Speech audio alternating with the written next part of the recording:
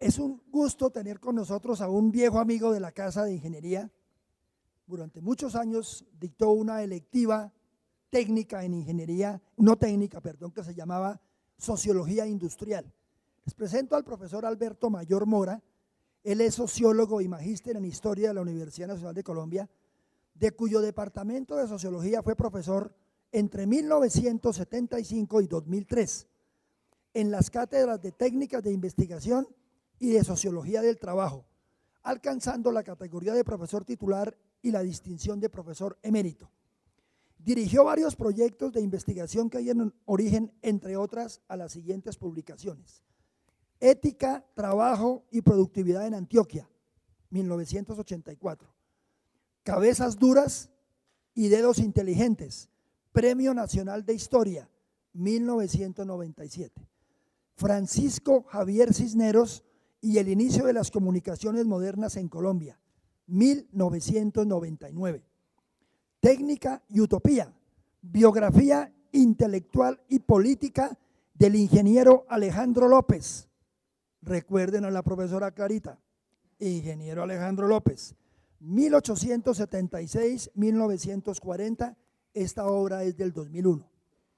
Como investigador independiente desde el 2003 en el campo de la sociología del trabajo y de las profesiones, el profesor Mayor ha dirigido varios grupos de investigación, algunos de ellos acreditados ante Colciencias, cuyos resultados se han publicado en obras como Inventos y Patentes en Colombia, 1930-2000, año 2005. Cruzada interminable por la niñez colombiana, el programa ampliado de inmunizaciones PAI en Colombia, 1979-2009.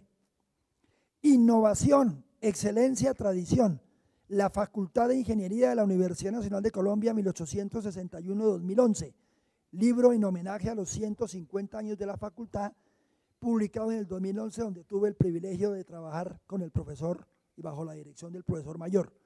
Las Escuelas de Artes y Oficios en Colombia, 1860-1960, volumen 1.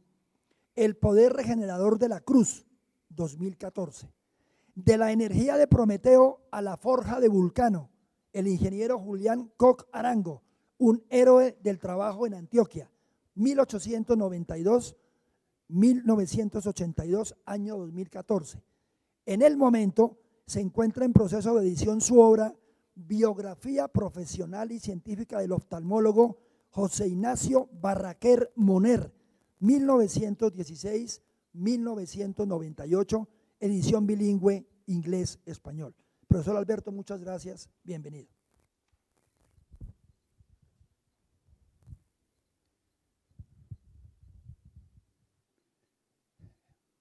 Buenas noches. Agradezco en primer lugar al ingeniero Marcelo por la invitación a este curso, muy obligada por cierto, y que me ha deparado, en lo que a mi tema se refiere, muchas sorpresas. En segundo lugar, al profesor Portilla por el acceso al archivo del Observatorio Astronómico. Y en último lugar, y no por ello menos importante, a la profesora Carolina Sánchez, quien fue la guía hacia los escritos económicos de Julio Garavito y cuyas exploraciones iniciales me orientaron en la búsqueda de estos materiales.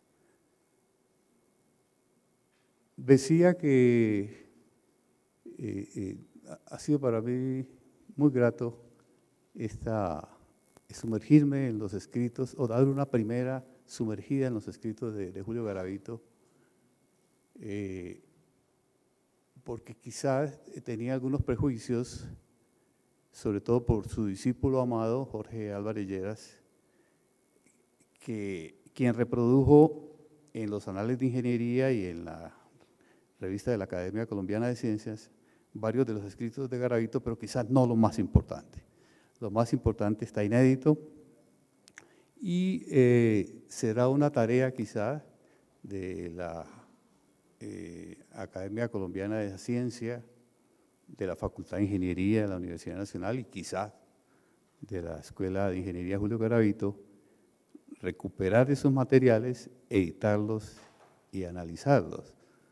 Porque yo creo que esta primera aproximación que he hecho a Garavito como analista económico amerita recuperar ese material, analizarlo y tenerlo para las generaciones siguientes de estudiantes de ingeniería. Para esta conferencia tenemos una desventaja y una ventaja. Primero, ni ustedes ni yo somos economistas profesionales, ¿sí? Entonces, es muy probable que en cuestiones de detalle técnico vayamos a fallar, desde mi punto de vista, como expositor, y voy a tratar de no entrar demasiado en detalles de la técnica económica, aunque sí es necesaria cierta precisión conceptual, sí, es ineludible. Esa es una desventaja, que no somos economistas, pero tenemos una gran ventaja, podemos decir las herejías económicas que se nos dé la gana, ¿sí? El mayor economista del siglo XX, John Maynard Keynes, en su obra cumbre, La Teoría General, rinde en un capítulo especial un homenaje a esos apóstatas, a esos herejes, a esos individuos que inventaron teorías económicas abstrusas. Le rinde un homenaje, ¿sí? en la obra más importante del siglo XX de economía, ¿sí? Porque esos individuos en sus herejías de pronto van a decir cosas supremamente importantes que los académicos de economía ni se imaginan. Están probablemente más cerca de ciertas realidades económicas, de la arena económica, y entonces decir una herejía en economía a veces puede resultar estimulante para los mismos académicos. Entonces, esas no son nuestras ventajas y nuestras desventajas hoy. Diría que yo soy autodidacta en economía, ¿sí? Aunque tomé mis cursos normales siendo sociólogo con el profesor Antonio García, fundador de la Escuela de Economía de la Universidad Nacional. Sin embargo, mi autodidactismo en economía ha provenido de justamente irme metiendo cada vez más en la piel de varios colombianos y en ciertas instituciones colombianas, sobre todo las instituciones educativas, donde la enseñanza y la aplicación de la economía ha sido clave.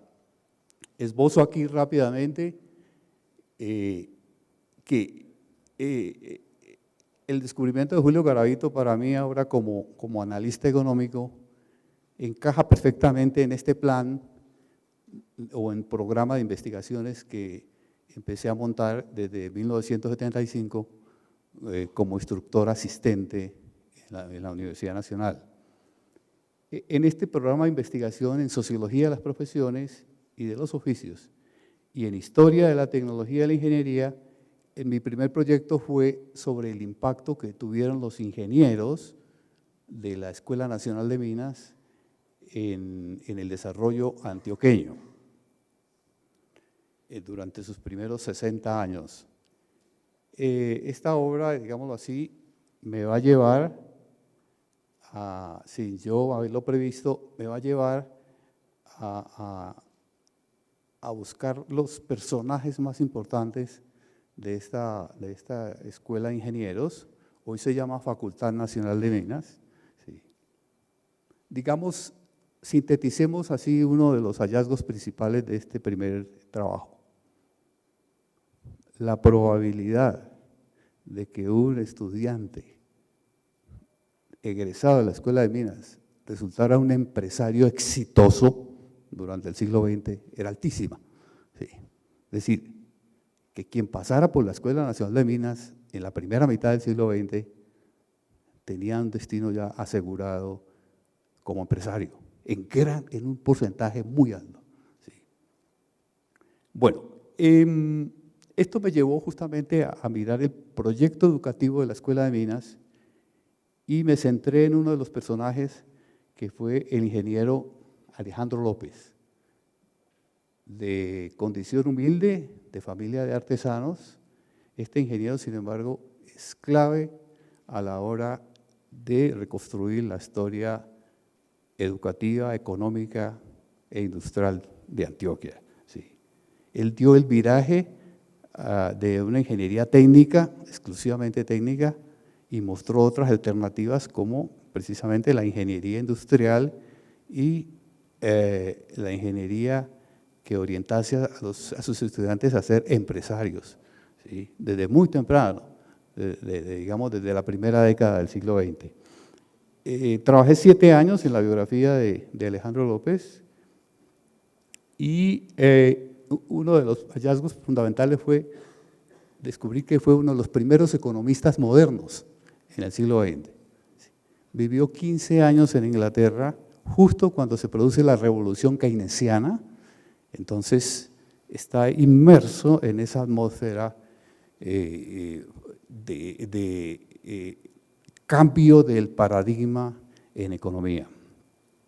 De ahí, aquí empieza mi primera relación con la teoría económica y empieza mi autodidactismo en economía. Para yo entender a Alejandro López y su aporte nacional en teoría económica, tuve que estudiar los libros que él estudió. ¿Sí? Y justamente él capta el cambio de paradigma del siglo XIX al siglo XX, que es uno de los temas que vamos a tratar en esta conferencia. De allí surgió la otra biografía publicada recientemente, ¿sí? Que fue la de ingeniero empresario Julián Koch Arango, ¿sí? Discípulo de Alejandro López, pero destacado empresario de Antioquia y un inventor extraordinario. De allí que fuera gestándose un nuevo proyecto que fue el de la cultura de los inventores colombianos, de la cual salió una publicación. Muchos de esos inventores eran artesanos, en el caso mismo de Alejandro López, o de familias de artesanos, así que en el cambio del siglo XIX al siglo XX, una proporción muy alta eran inventores empíricos, un cierto porcentaje de ingenieros, y otros venían del artesanado, de allí que, y una porción mínima pero importantísima venía de técnicos y de ingenieros extranjeros.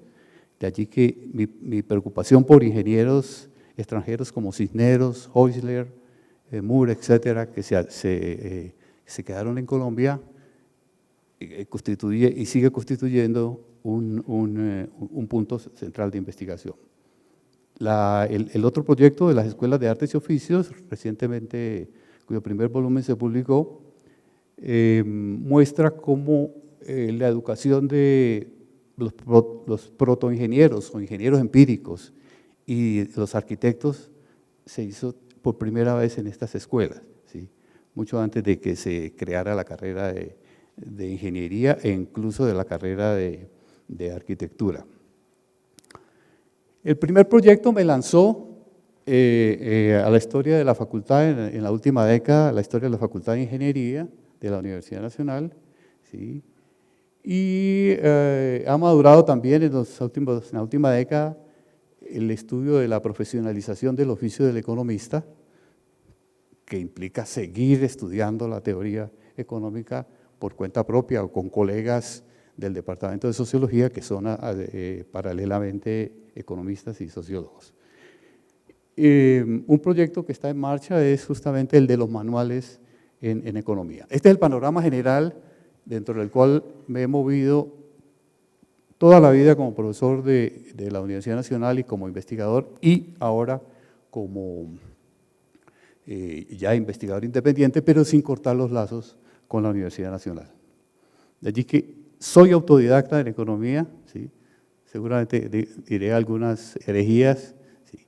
El autodidactismo a veces es arrogante, ¿sí? como vamos a ver en el caso de Garavito, pero el autodidactismo también permite conectar fronteras a veces imposibles de unir.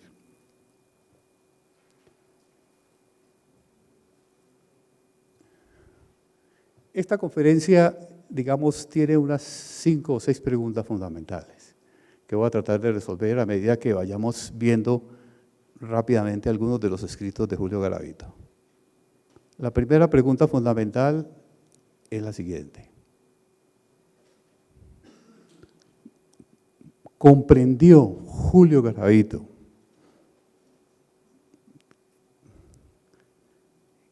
que el país, que Colombia, entre el último cuarto del siglo XIX y el primer cuarto del siglo XX, estaba dando la transición de un país miserable, ¿sí?, de un país postrado por las guerras civiles, hacia una economía que se iba insertando poco a poco en el concierto y en la economía internacional?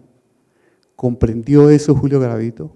Y lo más importante, que el dinero y que las relaciones monetarias eran el eje, la clave de esa inserción de Colombia en el mundo moderno, ¿sí?, como relación no adjetiva, como relación esencial, ¿sí?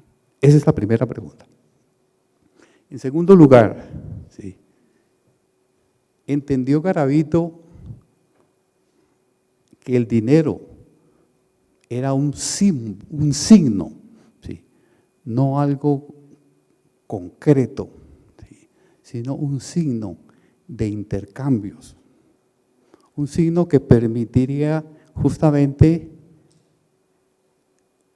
unir, relacionar a estos pobladores, a estos 2 millones o 3 millones de colombianos de finales del siglo XIX, unirlos en torno a sus necesidades, ¿sí?, a sus anhelos, ¿sí?, a los intercambios, y que ese signo o símbolo era la relación esencial y fundamental del mundo moderno, ¿sí?, no una relación adjetiva, ¿sí? Es decir, que la monetarización de las relaciones sociales significaba justamente la entrada de Colombia en el mundo moderno. Segunda pregunta. Tercera pregunta. ¿Comprendió Garavito que la economía, como ciencia social, tenía un carácter relativo? Es decir, que las teorías económicas producidas en los centros de investigación, ¿cierto?, como Inglaterra, es decir, donde se estaba haciendo economía pura, Inglaterra, Francia, sí, Austria, parcialmente Estados Unidos, entendió que esas teorías y esos principios tenían un carácter relativo cuando se aplicaban a países que apenas estaban en proceso de insertarse en el concierto mundial como Colombia. Es decir, que la teoría económica dependía de ciertas circunstancias, ¿sí? ¿Pudo Garavito, esa es la tercera pregunta, pudo Garavito, ¿sí?, como ingeniero y como matemático, entender que las leyes económicas tenían un carácter no absoluto, sino un carácter relativo, de acuerdo a ciertas circunstancias, ¿sí?, a ciertas condiciones especiales? Él, como profesor de probabilidad y de cálculo, entendió que las leyes económicas eran leyes de tendencia, leyes probabilísticas y no leyes naturales, como él entendía la mecánica, la física, la astronomía. Sí. En fin, Garavito entiende, por último, que la monetarización de las relaciones sociales es un paso ineludible en el país, y no porque se tenga suficiente reserva de oro en el país, sino que la monetarización implica hacer uso del papel moneda y no del oro físico, ¿sí?, como equivalente general. ¿Entendió Garavito eso? Sí. Fíjense que todas estas preguntas tienen un común denominador, la moneda. Y es que los ensayos de Garavito van a ser casi todos en torno al problema de la moneda. Sí. Esto es un punto central, porque como iremos viendo, era el problema que afectaba a todos los colombianos en el cambio de siglo. Sí. ¿Cuál es la situación? Detengamos un momento para ver cuál es la situación del pensamiento económico internacional en tiempos de Julio Garavito. De los siglos XVIII al XIX, digamos, se produjo, por así decirlo, no la bancarrota intelectual, pero sí ya la superación tanto del mercantilismo, de los teóricos del mercantilismo, quienes consideraban que el país rico era el país que atesoraba metales, y de los fisiócratas, pero mucho más relativamente de los fisiócratas, porque como iremos viendo, los fisiócratas, como su nombre lo indica, su atención centrada en la tierra y en el excedente agrícola, considerando que la tierra es el elemento que crea, fundamental para la creación de riqueza. Los fisiócratas, digo, estos sí estuvieron y van a tener eco en varios de los pensadores económicos del siglo XIX y del siglo XX, es decir, no van a ser olvidados del todo. La escuela clásica, con la tríada archiconocida de Smith, Ricardo y la oveja negra, Marx, ¿sí?, situados en Inglaterra, van a demoler el edificio intelectual del mercantilismo y de los fisiócratas y van a construir, por así decirlo, una teoría que grosso modo podemos denominar la teoría del valor trabajo. Smith, en su riqueza de las naciones, estimó que de todas maneras en los intercambios económicos y sobre todo a medida que se producen los fenómenos monetarios y que van copando las relaciones sociales, los ciclos, las crisis redistribuyen el valor de una manera desigual. De aquí podemos abrir un breve paréntesis y preguntarnos sencillamente ¿qué es la economía? Sí. La economía, algunos la llaman la ciencia lúgubre, porque nunca dará satisfacción a todas las necesidades. Sí.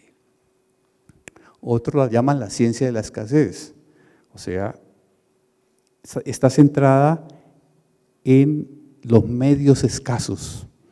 Si los medios fueran abundantes para satisfacer todas las necesidades, si no fueran escasos, no tendríamos necesidad de economistas, nos liberaríamos de ellos. Pero la escasez es justamente un elemento fundamental sobre el cual se va a edificar el edificio económico.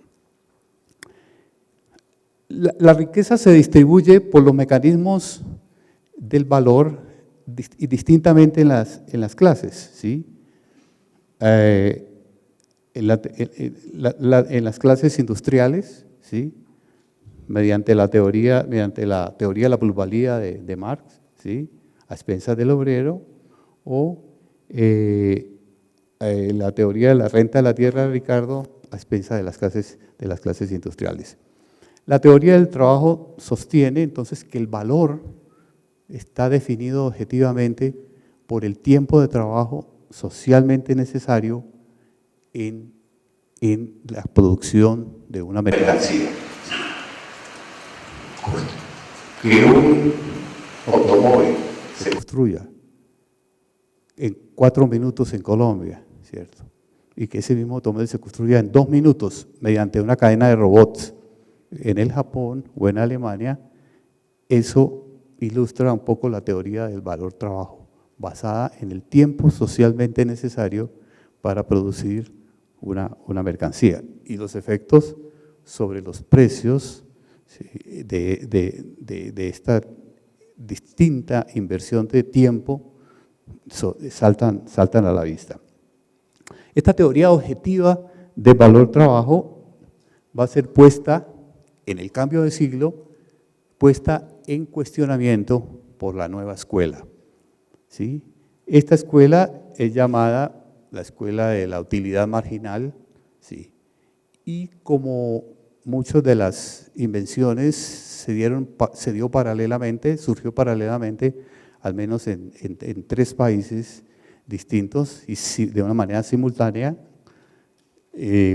tuvo su profeta inicial, digamos, en Gibbons, ¿sí?, y Marshall en Stanley Gibbons y Alfred Marshall en Inglaterra, ¿sí?, la escuela de Manchester y Cambridge, en Austria con Visser, Menger, von Bauer, ¿sí?, y en Francia y Suiza, la escuela de Lausana con Walras y con Pareto. Desde ya les hago una pequeña gran observación. Walras, uno de los revolucionarios de esta escuela, era un ingeniero de minas, ¿sí? Él va a revolucionar porque la economía, porque la va a llevar a una sofisticación matemática extraordinaria. Y lo que quiero adelantarles es que todo parece indicar que Garavito conoció escritos de Walras, ¿sí? Por lo menos lo cita una vez, ¿sí? Conocer a Walras por un colombiano en esa época es una verdadera sorpresa, ¿sí? Ya lo iremos viendo. Esta escuela, al contrario de la escuela de la teoría del valor trabajo, considera que el valor no está determinado por el tiempo socialmente necesario, sino por la demanda del consumidor, por los deseos del consumidor, ¿sí? El consumidor que tiene una cierta capacidad de compra va al mercado y calcula o prevé qué va a hacer con esa cantidad de dinero, qué compras va a hacer y pospone ciertos gustos, prevé que debe gastar en ciertas cosas importantes y hace una escala, por así decirlo, ¿sí?, de cada uno de los productos. Entonces, son los deseos, ¿sí? Ahora, ¿qué determinan esos deseos? ¿Cuál es la base de esos deseos? Quizás Gibbons consideraba que fuese el principio del placer y evitar el principio del dolor, ¿sí? O sea que hay un elemento hedonista subyacente o supuesto en la escuela de la utilidad marginal. El punto central, sin embargo, es que los valores y los precios de las mercancías se hacen en el mercado, ¿sí? Esto es el cambio, el viraje fundamental. Y Walras justamente va a crear todo un edificio matemático en torno a los precios del mercado, ¿sí?, como sistemas de ecuaciones, ¿sí?, con incógnitas, con cantidades conocidas y buscando siempre el precio de equilibrio, no solo para una mercancía o para el intercambio entre 2 productores, sino para toda la economía en general. Entonces, esa sofisticación matemática de Walras, ¿sí?, va a llevar hasta nuestros días a la ciencia económica a un grado, llamémoslo así, de previsión y de control de los fenómenos económicos y sobre todo los que más nos afectan, los fenómenos monetarios. 2 escuelas, entonces, distintas, ¿sí?, antagónicas y, digámoslo de entrada o anticipadamente, Garavito va a estar mucho más cercano a esta escuela y no solo por citar a Walras y a otros autores, sino porque la visión de los problemas que él tiene, sin duda lo van a familiarizar justamente con ese agente económico, con la demanda del consumidor. Sí. Me hago la pregunta también, ¿qué era la sociología en tiempos de Garavito? Porque justamente uno de los problemas más serios que yo he encontrado en los escritos de Garavito es su dependencia de una escuela de sociología que ya estaba, por así decirlo, en bancarrota en el a finales del siglo XIX. Me refiero a la sociología positivista, cuyos mayores y más importantes representantes eran el francés Augusto Comte y Spencer en Inglaterra. ¿Sí? La concepción sociológica de esta sociología positivista evolucionista va a ser un verdadero lastre en Garavito. ¿Sí?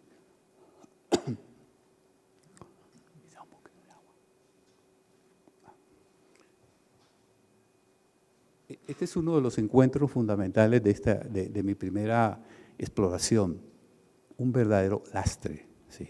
Porque él se va a adherir incondicionalmente a una sociología tomada del modelo de las ciencias naturales, ¿sí? La sociología evolucionista, cuyo principal representante es Spencer. Entonces, iba a ser una contradicción permanente en Garavito, ¿sí? El tener que rendir homenaje a las leyes naturales de la sociedad, a las leyes biológicas, a la ley de la herencia, de la raza, y al mismo tiempo saber que los fenómenos económicos están regidos por leyes aproximadas, ¿sí? Por tendencias probabilísticas.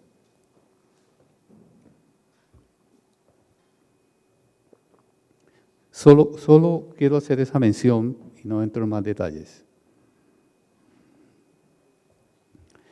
La sociología antiutilitarista, sobre todo la sociología alemana, es la que va a tratar de mostrar que los hombres no solamente seguían, el agente económico sobre todo no está determinado por leyes naturales ciegas, sino que siempre estará haciendo una evaluación de fines a medios, ¿sí? La sociología alemana de comienzos del siglo XX, cuyo representante fundamental es Max Weber, plantea que toda acción humana, incluyendo la económica, ¿sí?, es imaginable en elementos o está ligado a elementos, ante todo, basados en las categorías de medio y fin. ¿Sí? Por eso decíamos en el renglón de abajo que la economía es justamente la comparación para determinados fines, para ciertos fines escasos. Aquí tenemos varias de las escritos de Garavito, pero voy a irme directamente a un panorama general para ganar un poco de tiempo. Estos son los escritos que he encontrado, económicos, socioeconómicos y políticos, entre 1899 y 1919. En rojo están los que yo considero que son los escritos donde hay discusión de teoría económica con cierto grado de abstracción. Los otros son aplicación de muchas de estas reflexiones a los problemas colombianos, que eran gravísimos, como los vamos a ver. A Garavito le va a tocar vivir una de las etapas, digamos, más desastrosas de la vida nacional. No solo el pauperismo, no solo el atraso, sino la torpeza de los dirigentes políticos, la torpeza en el manejo de las relaciones internas y sobre todo de las relaciones internacionales. ¿Sí?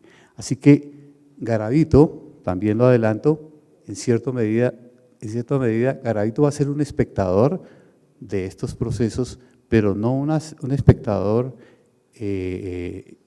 tímido o un espectador a la sombra, va a ser un indignado, ¿sí? Va a sentir una indignación tremenda contra la clase política dirigente, sobre todo por su desconocimiento de la economía, y va a ser un indignado sobre todo por las consecuencias que están sufriendo las distintas clases sociales, no una en especial, las distintas clases sociales, precisamente por el descontrol monetario. Ustedes pueden darse cuenta ya que sus primeros escritos son justamente sobre teoría de la moneda, ¿no? Entonces aquí vamos entrando ya a resolver una de nuestras primeras preguntas, ¿sí? Las relaciones monetarias, ¿sí?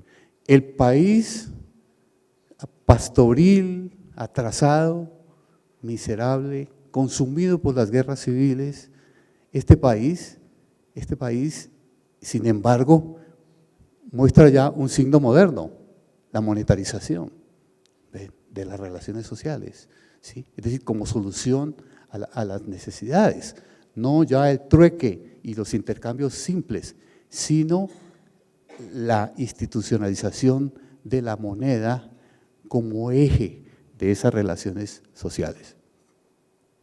Los primeros escritos son de teoría económica, ¿sí? En 1902, bueno, debo decir lo siguiente, que no todos los escritos de Garavito están fechados, ¿sí? Él también tiene otro defecto, aparte de este, que no cita, ¿sí? No cita a los autores, dice renombrado autor, distinguido autor, escasamente cita, ¿no?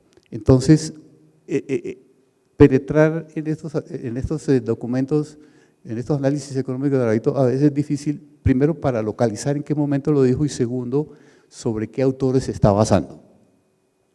Entonces, el segundo ensayo de Garavito es sobre teoría de la moneda deducida de la observación. Sí. Este es un punto interesante. Hay como un viraje en él, ¿sí? A partir de la observación, como él dice, de la observación de los hechos. ¿Sí? En 1909 escribe un ensayo sobre la ciencia de la riqueza, más que todo sobre la teoría de las necesidades, y aquí ya, en este punto es fundamental su afinidad con la nueva escuela de economía, y la escuela de la utilidad marginal. En el 11 escribe un ensayo sobre bancos de emisión, ¿sí? Pero quizás el escrito para mí más interesante de los que he encontrado hasta ahora es la inducción y la deducción en asuntos económicos. Este escrito lo va a hacer bajo influencia directa de Walras, ¿sí? del pensador francés, ¿sí? Del matemático, ¿sí? Y por primera vez yo diría en Colombia alguien bajo esta influencia empieza a ver los fenómenos monetarios como cantidades que son funciones unas de las otras. En este mismo año, 1912, escribe su famosa teoría del impuesto único, y esto es hasta cierto punto un retroceso en él, porque se va a basar en un economista muy secundario, Henry George, de los Estados Unidos, en contraposición al anterior escrito que tiene una figura fundamental detrás de él, Walras. Y la distribución de la riqueza como otro ensayo. El crédito bancario, es otro ensayo de 1914. Posiblemente hay otros ensayos que no han podido ser localizados en los cuadernos. Eso de teoría pura, o algo próximo a la teoría pura. Aplicada, la teoría económica aplicada a problemas colombianos son justamente varios de los escritos en la parte inferior y en negrilla. En primer lugar, la crisis económica y fiscal de 1899, ¿sí? A puertas de la guerra civil, nociones de psicología positiva, se adhiere completamente al esquema positivista evolucionista. El estudio en 1900, el estudio experimental del papel moneda, otro escrito de ese año, las guerras civiles en Colombia, el impacto de las guerras civiles y otro ensayo sobre los partidos políticos. En 1903 escribe un ensayo muy interesante sobre el atraso en Colombia y sin embargo aquí vamos a ver la extrema dependencia de su esquema sociológico evolucionista. Él publica en 1909 un ensayo que se llama el poder embrionario civil. Entre el 10 y el 11, la revolución del siglo XX, ¿sí? Y también en el 11 escribe unas cartas al Congreso de Agricultores y una carta sobre el seguro agrícola. En el 12 escribe un ensayo muy interesante, sociohistórico, sobre las causas de la Revolución Francesa, ¿sí? Y en 1916 las causas de la guerra europea. Dicta una conferencia ya un año antes de su muerte sobre el cáncer del papel moneda, pero hasta ahora este material no ha podido ser encontrado. Es fundamental preguntarnos rápidamente por la época que le toca vivir, antes de sumergirnos un poco en algunos de sus escritos. Las principales coyunturas políticas y económicas en Colombia entre 1880 y 1920. Hay dos líneas fundamentales, ¿cierto? Una que tiende hacia arriba, larga, y otra que tiende hacia abajo. Sí. Primero miremos la que tiende hacia abajo, las guerras civiles. Sí.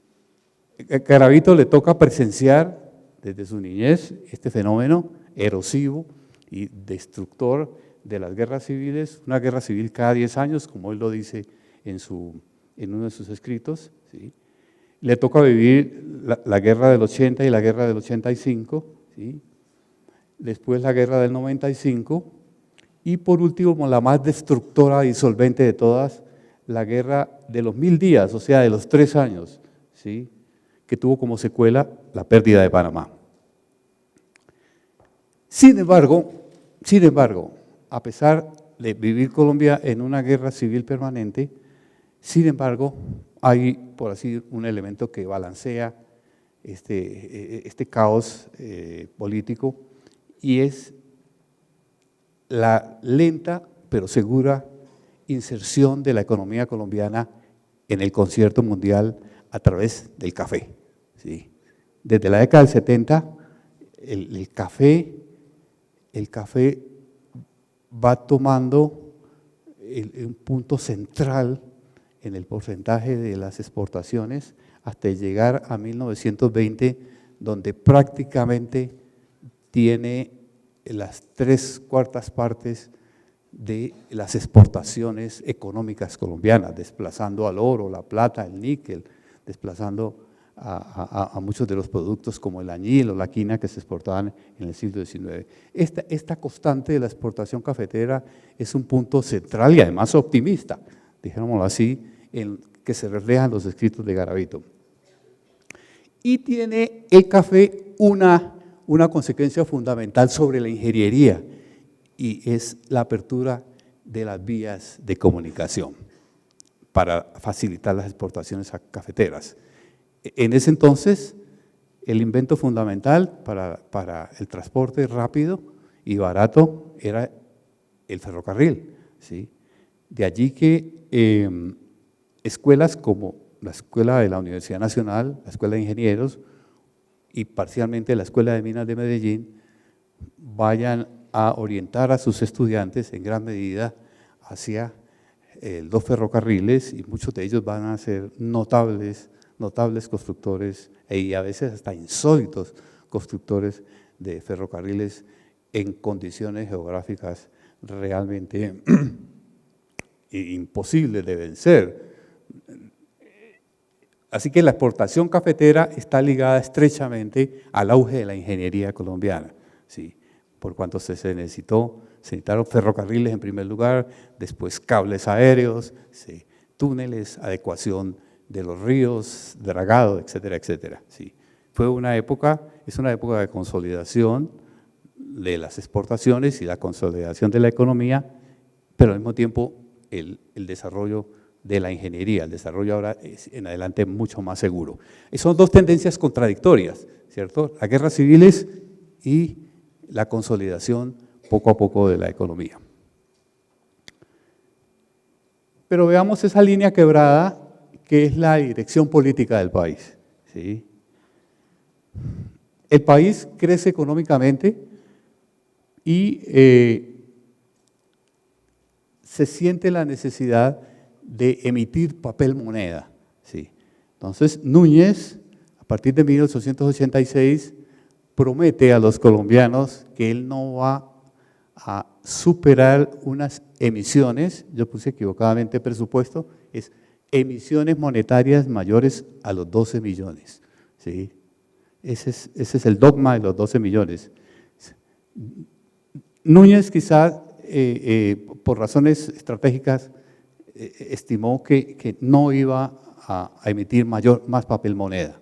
Sin embargo, Caro, que lo sucede en la década del 90, va a ser mucho más flexible que Núñez y va a autorizar como presidente emisiones, sobre todo desde este punto de vista que es fundamental, emisiones de papel moneda que reflejen esa línea ascendente, es decir, que reflejen la capacidad productiva y la generalización de los intercambios económicos en el país. ¿Ven? Por eso, Caro es mucho más flexible y va a emitir durante su gobierno papel moneda. No obstante, va a haber un periodo desastroso en las emisiones de papel moneda, que es justamente el de las emisiones monetarias de guerra, donde el gobierno de San Clemente y Marroquín, fundamentalmente, emitieron por necesidades de guerra y no para adaptarse a la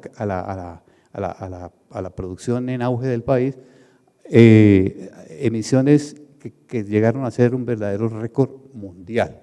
¿Sí? Este desastre del papel moneda, esto que Garavito va a llamar el cáncer de papel moneda, va a tener un principio de solución durante el gobierno de Reyes, durante la estabilización, el programa de estabilización de Reyes, durante su quinquenio, y va a tener una solución gradual en los siguientes gobiernos, ¿sí? De Carlos R. Restrepo, Concha, etcétera, etcétera, hacia un decidido proteccionismo industrial, hacia la explotación de las minas y hacia la apertura de la producción petrolera. Una coyuntura internacional desfavorable para el país y que ustedes pudieron haber advertido en el papel, en el artículo que les recomendé, es la Primera Guerra Mundial, que va a causar problemas fiscales en Colombia. Una rápida visión de lo que llamaríamos las emisiones monetarias antes y durante y después de la guerra de los 1000 días, ¿sí? ¿Y por qué alcanzamos el récord mundial en emisiones monetarias y en depreciación de la moneda? ¿Sí? De 1886 a 1899 se emitieron 40 millones de pesos y en los solos 3 años 870 millones, ¿sí? Récord mundial, ¿sí? En 1904, ya acababa la guerra de los 1000 días, Reyes pidió una autorización para una última emisión. Y después, mediante la amortización y mediante la estabilización monetaria, se logró sanear monetariamente. Pero esta es la época que le toca justamente a Julio Garavito. No vamos a ver el cambio en el exterior porque perdería un poco de tiempo. Los grandes economistas colombianos, ¿quiénes eran? Abogados. Y desde ya les anticipo un punto. Los dos abogados quizás más lúcidos de la época en cuestiones económicas son Miguel Antonio Caro, ¿sí? Y Carlos Calderón. ¿Sí? El libro más destacado de la época quizás en economía es del abogado Carlos Calderón, La cuestión monetaria en Colombia. ¿Sí? Pero estos tienen una desventaja con respecto a Garavito, y por eso que digo que Garavito va a ir un poco más adelante de ellos, y es justamente el punto de las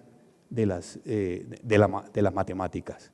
Garavito va a comprender que la economía moderna, la escuela de la utilidad marginal, esa escuela es fundamentalmente una escuela de pensamiento matemático. Hay otros ingenieros que van a hacer sus primeros ensayos, ¿sí? Como Alejandro López, ¿sí? Jorge Álvarez Lleras, al lado de Julio Garavito, pero hasta ahora, hasta donde la documentación me lo permite, y ahora con este descubrimiento de los escritos de Garavito, creo que ninguno tuvo, digamos, la capacidad de matematizar ciertos problemas, ¿sí? Que vamos a ver. ¿Cuál era la ortodoxia? Sí, ortodoxia fundamental en economía. ¿Cuál era el supuesto fundamental en economía en la época? Se llamaba la teoría cuantitativa de la moneda, ¿sí? Formulada en Cambridge, modificada por Fisher en Estados Unidos, es decir, cada país tenía una versión más o menos, pero en esencia ponía en relación dos cosas fundamentales que tenemos que tener presente: la moneda y los precios, ¿sí? Entonces, la moneda, el volumen monetario de un país, ¿sí? Está en relación directa con el nivel de precios, ¿sí? Y con el volumen de las transacciones. Esta era la verdad revelada. Era, por así decirlo, empleando alguna analogía, era la segunda ley de la termodinámica, etcétera, etcétera. Era el síntoma de la ortodoxia. Garavito se va a mover, debo anticiparlo, en gran medida en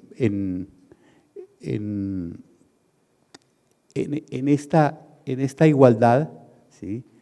Precios, volumen monetario, nivel de precios, es lo que vamos a ver en su primer escrito, llamado Estudio Experimental de los efectos producidos durante el régimen del papel moneda.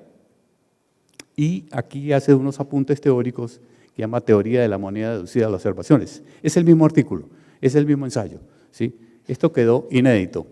Es un ensayo que creo que está escrito entre 1899 y 1902.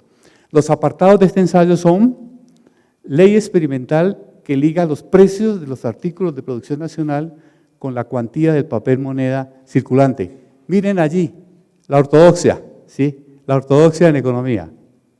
Volumen del papel moneda, precios, ¿sí? Ese es el problema que le preocupa a él, ¿sí? Y que le va a preocupar durante muchos años y quizás hasta el final de su vida en esta conferencia sobre el cáncer del papel moneda, ¿sí? El segundo punto es el ciclo de producción, ¿sí? El valor de la emisión de papel moneda, ¿sí? O sea, sigue esa preocupación fundamental. El valor del papel moneda colombiano frente a otros papel moneda de otras naciones, ¿sí? Y consecuencias deducidas de la ley experimental, ¿sí? Garavito era arrogante, ¿sí? Miren lo que dice. Los 15 años que llevamos de régimen de papel moneda, recuerden que Núñez y Caro habían instaurado el régimen del papel moneda aproximadamente desde el 86 o quizás un poco antes. Los 15 años que llevamos del régimen de papel moneda nos enseñan mucho más que todas las teorías de los economistas, quienes han carecido al formularlas del conocimiento experimental de esta clase de fenómenos que nosotros estamos observando desde 3 lustros. Si en nuestro país, esto son citas de Garavito, ¿no? Si en nuestro país no se diese a edificar la teoría de la moneda en vista de los hechos observados, sería porque estos hechos no se sujetan a ley alguna o porque seríamos nosotros demasiado insensatos. Estamos en un laboratorio de economía política, y presenciamos incesantemente los fenómenos más expresivos para que consultemos en autores europeos lo que ellos no han visto y que nosotros estamos viendo. Arrogante, ¿no? Arrogante, sí. Arrogante como buen matemático, sí. Como ingeniero, ¿cierto? No, diríamos que no es ni chauvinismo, ni es tampoco, digamos, pauperismo intelectual. No. Es el ingeniero arrogante, el ingeniero matemático arrogante, que cree que lo que está observando en Colombia es un experimento en emisión de papel moneda, tiene las características de un laboratorio y se debe estudiar como algo que se pueda manejar experimentalmente. Pero hay algo en el trasfondo detrás de esta arrogancia, muy importante y que entra ya a respondernos parcialmente algunas de las preguntas. Desconfianza con la teoría económica externa, con los modelos traídos del exterior, si no pasan por la criba, por el tamiz de nuestros políticos y de nuestros pensadores. ¿Ven? Aquí lo que Garavito está diciendo es, señores, adaptemos esos principios y esas leyes que han descubierto los grandes economistas, adaptémoslos a nuestras condiciones nacionales. Esto es muy positivo, esto es clave. ¿Sí? Es una actitud, digamos, de cierta relatividad frente a los hechos económicos. Este es un punto clave en Garavito. Es lo que vemos hoy, digamos, en cualquier artículo que escriba. Iba a traer un artículo de Moisés Wasserman sobre la economía. ¿Sí? Dice él, no, ¿para qué esos grandes modelos? Esos no sirven para acá. Tenemos que buscar nuestros propios modelos. Es decir, siempre hay un sano escepticismo respecto a los grandes modelos traídos por los economistas de Chicago, etcétera, o por las misiones internacionales. Lo que vemos aquí en Garavito es una actitud de relatividad frente al pensamiento económico internacional, no está meramente aislado del contexto internacional. Sí. Su segundo estudio, entonces, sin entrar en demasiado detalle, diríamos que en este primer escrito, Garavito hace una serie de análisis de la relación entre volumen monetario y precios, y nivel de precios. ¿Sí? Estas son las dos cantidades que le van a preocupar a él. Pero adelanta además un elemento fundamental, ¿sí? Y es que el volumen monetario, ojo a esto, el volumen monetario también está en relación con la producción. Se sale del esquema de la ortodoxia, porque en la igualdad de la teoría cuantitativa de Cambridge es simplemente la relación entre precios, volumen monetario y precios, ¿sí? Sí, más una cantidad que es el adicional, que son el valor de las transacciones, el monto de las transacciones. Garavito, de una manera heterodoxa, incorpora en este primer escrito la producción. Esto también es un acierto, ¿sí? Porque justamente él va a considerar que la moneda es un símbolo, un signo, ¿sí? La moneda no es simplemente un equivalente, el papel moneda me refiero, ¿sí? Un equivalente que cualquiera pueda ir al Banco Nacional o al Banco Central y cambiarlo por oro. No, es un símbolo de los intercambios. ¿Sí? Como símbolo es un sistema de relaciones. Ven, es claro. Garavito, como Carlos Calderón, estima que la moneda es algo así como la sombra de la producción. ¿Sí? No es la producción misma, ni la moneda en sí misma vale algo.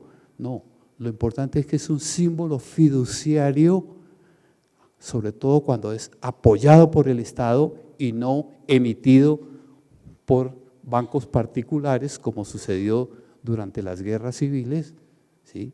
Entonces, ese signo fiduciario permite justamente la generalización de las relaciones sociales y de las relaciones económicas.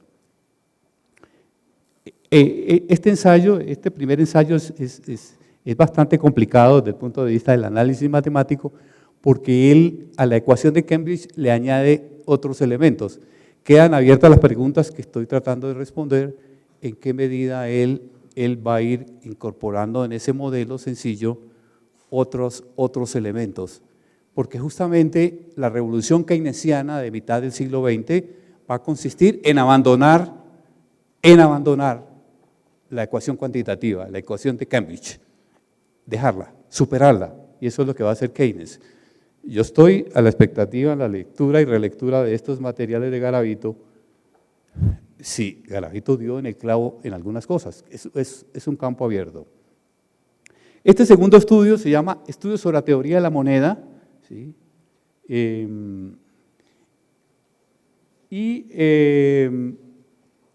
Lo empieza de la manera siguiente: sería una pretensión injustificable el intento de hacer una alta teoría matemática en economía política, cuando aún no se han podido homogeneizar sus cantidades, reduciéndolas a las 3 unidades fundamentales. Nuestro propósito es más modesto, se trata de hacer una teoría elemental y nada más. Garavito teórico, sí, en economía, ¿cierto? Más adelante nos preguntaremos qué leía, qué autores estaba leyendo. Es difícil responder, pero arrogante, ¿no? Sí, una pequeña teoría económica está haciendo, ¿no? Similar a la de Cambridge, similar a la de Oxford, de Lausana, la escuela austríaca. Yo sigo insistiendo en este punto que no es pretencioso, sino que está relativizando los modelos venidos desde fuera, como lo hicieron Miguel Antonio Caro y Carlos Calderón, sobre todo Caro. Caro es quizá el pensador más lúcido junto con Calderón en términos de economía, pero de dirigentes económicos, porque tanto a Calderón como ministro y Caro como presidente les tocó tomar decisiones sobre la moneda, sobre la emisión de papel moneda. Garavito está de espectador, a él no le toca, y en cierto sentido tiene mucho más margen de libertad intelectual para decir lo que quiere decir. Aquí ya hay, en este segundo ensayo, otra influencia, sobre todo en la ley de la renta, y es la influencia de este norteamericano Henry George. Pero es un poco parecido al primero: ciclo de producción, numerario de un país, valor del cambio en el exterior, valor de la emisión de papel moneda, crisis económica de un país. De nuevo, el problema de qué es la moneda y cómo calcular los precios, ¿sí? Quiero subrayar en esta cita simplemente lo que está en rojo. El numerario de un país representa la riqueza que se produce para consumir durante un ciclo total de producción. En esto es supremamente claro Garavito. ¿Sí? Es decir, el volumen de las transacciones, ¿sí? No es simplemente, ya como decían los mercantilistas, el volumen monetario representa el oro que está en el Banco Nacional, no, en el Banco Estatal, no. El volumen monetario representa lo que se está produciendo. ¿Ven? Y esto es un avance ya en su pensamiento. En este ensayo, Garavito plantea unas leyes, hace un cálculo de ciertas leyes, de ciertas fórmulas, con cierta pretensión, con cierta arrogancia, ¿cierto? Y habla de que las fórmulas 4 y 5, que él ha descubierto, ¿no? Porque él dice claramente: he descubierto leyes experimentales en economía y he descubierto ciertas leyes y fórmulas en economía. Dice, por ejemplo, para calcular el valor de una emisión monetaria, ¿sí? Las fórmulas 4 y 5 no pueden tener el rigor de las fórmulas matemáticas aplicadas a la geometría, a la mecánica, ni a los fenómenos físicos conocidos, pues los asuntos económicos son de un carácter tan complejo que no es posible en cada caso tener en cuenta todas las circunstancias que influyen en cada fenómeno. Es sabido que una teoría se aproxima tanto más a los hechos cuanto mayor número de causas definidas considere. Nuestras fórmulas 4 y 5 adolecen de un defecto semejante, el roce de los precios, perdónenseme la expresión, deberíamos bien decir la inercia económica, la viscosidad, etcétera, etcétera. Al final dice, sin embargo de esto, las fórmulas citadas son más exactas que todas las fórmulas que se aplican en las finanzas, como intereses, descuentos, anualidades, pues aquellas fórmulas hacen caso omiso de la circunstancia económica. El tercer escrito de Garavito tiene un cierto interés, se llama La ciencia de la riqueza, ¿sí? No tiene fecha, yo la coloco en la primera década, ¿sí? Dice que la ciencia de la riqueza, llamaremos así al ramo cuyo estudio se ha perseguido la caduca, otra vez le da palo, ¿no? Economía política, ¿sí? Pero ya ustedes saben en qué dirección, ¿cierto? Es decir, en tomar la economía de una manera literal y no adaptarla a las circunstancias. La ciencia de la riqueza es un ramo de la observación y como tal debe apoyarse en los estudios que han servido a las ciencias congéneres y aplicar sus métodos. Es importante mirar los apartados aquí, porque empieza sobre las necesidades humanas, ¿ve? Esto ya es, antes cualquier escritor económico de la vieja escuela empezaba a ver por qué las cosas valen, ¿cierto? ¿Por qué las cosas tienen valor? En la nueva escuela de la utilidad marginal es qué necesidades tienen los hombres y cómo las satisfacen en el mercado. ¿Ven? Sí. ¿Cuáles son sus deseos? ¿Cómo jerarquizan esos deseos? Sí. ¿Cómo hacen un cálculo prioritario para ciertas necesidades posponiendo otras? ¿Sí? Entonces ya que hay un viraje interesantísimo, ¿sí? Con respecto de la ortodoxia, ¿sí? En el segundo punto, es un punto interesantísimo porque él considera que las necesidades varían de un país a otro, dependiendo de los hábitos, de las costumbres. Este es un elemento sociológico muy, muy sugestivo en Garavito, estaba muy bien informado. Y ya que hablo de información, uno de los puntos que yo me propongo hacer es buscar en las bibliotecas qué libros de economía tenía Garavito, ¿sí? Porque han sido muy pocas las referencias que encuentro en su propia obra. Leyes que determinan la captación y distribución de la riqueza, somera idea del progreso, captación y distribución de la riqueza. Esta cita de este escrito es una cita que sobre todo es del punto cuarto, somera idea del progreso. Esta cita revela un poco el lastre sociológico de Garavito, ¿sí? Es decir, su adhesión incondicional al evolucionismo positivista de la época, al estilo Spencer. Miren esto, aquí se sale casi del análisis económico y se mete en otras cosas. Sí. La riqueza es energía y esta energía nos llega del sol, que es la causa de la vida de animales y plantas. La frase producción de energía es impropia. La riqueza es almacenada en elementos materiales. Ni la energía ni la materia se producen y menos puede producirlas el hombre. El hombre solo puede colectar o acaparar la riqueza, acondicionarla y transportarla. Ni el sol mismo la produce. Cede incesantemente al espacio de energía de la enorme cantidad que contiene. La riqueza es manantiálica, como que está formada por el agua que el sol evapora del mar para regar los continentes y fertilizar bajo la misma acción solar las tierras cuya superficie compuesta de detritos de rocas disgregadas por las mismas aguas han venido formando a través de los siglos compuestos químicos endógenos en obedecimiento a las leyes de la mínima acción y mínima bioviolencia. Aquí ya eso es el lastre sociológico, ¿no? ¿Dónde están los problemas monetarios que le importan a él? ¿Sí? El cuarto escrito de Garavito es uno de los que más me interesa a mí. La inducción y la intuición en asuntos económicos, teoría del impuesto. Él sostiene que, digamos, la opinión popular la opinión de la gleba, como él dice, del común, es creer, por ejemplo, que el abaratamiento de los precios, vuelve a retomar el problema que le preocupa a los precios, el abaratamiento de los precios causan progreso, ¿sí? Y que los inventos también causan progreso, es decir, que el malestar social conduce, la necesidad es la madre de la invención, entonces los inventos también causan progreso como el abaratamiento de los precios. Garavito considera que es al contrario, ¿sí? Que es el progreso, ¿sí? Por ejemplo, con las invenciones mecánicas, la que conduce al abaratamiento de precios. Pero ese abaratamiento de precios va a conducir a su vez a crisis económicas, a bienestar, ¿cierto?, social, por el despido de obreros, porque una máquina es ahorro de trabajadores, y al malestar social.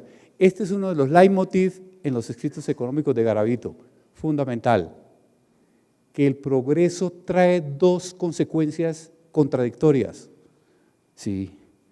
El progreso económico, ¿sí?, trae crisis económica justamente porque toda invención aplicada a la industria, a la agricultura, ahorra mano de obra, ¿sí?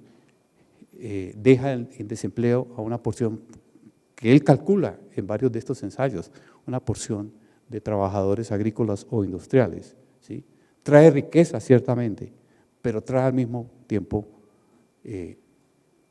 retroceso. Esta contradicción la capta muy bien Garavito, quizás por influencia de Henry George, ¿sí? Podemos leer las últimas 4 líneas de esta cita, de este ensayo. Pero si la causa que abarata los precios reduce en proporción mayor el número de ocupaciones lucrativas, dificultando considerablemente la consecución del dinero y por tanto la adquisición de los productos, entonces el abaratamiento no corresponde al bienestar de la mayoría. Este es un punto central. Y aquí es donde quiero que ustedes miren una de las referencias a Walras. La competencia en las industrias ha venido abaratando los precios. El empresario regala al consumidor el salario de los obreros suprimidos por la máquina. El célebre economista de la escuela matemática, mire cómo lo subraya eso, ¿no? Señor León Walras fue el primero en descubrir un hecho que la experiencia ha confirmado. Y cita dónde extrajo esa referencia, ¿sí? La revista Ciencia, ¿sí? Y cita a otro economista importante de la escuela de Marshall, Eastburn, ¿no? ¿Sí? En ese artículo donde Use of the Differential Calculus in Economics. Todavía no he podido localizar esto, pero que Garavito haya leído esto es interesante, supremamente sugestivo, ¿sí?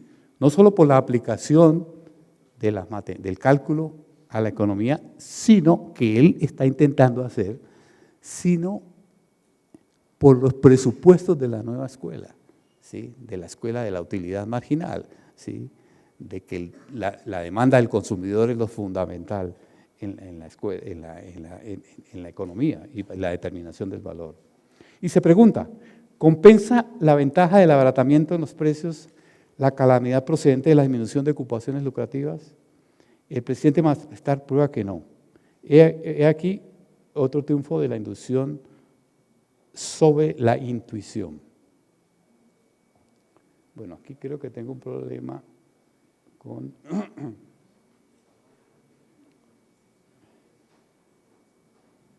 tengo un problema con la secuencia…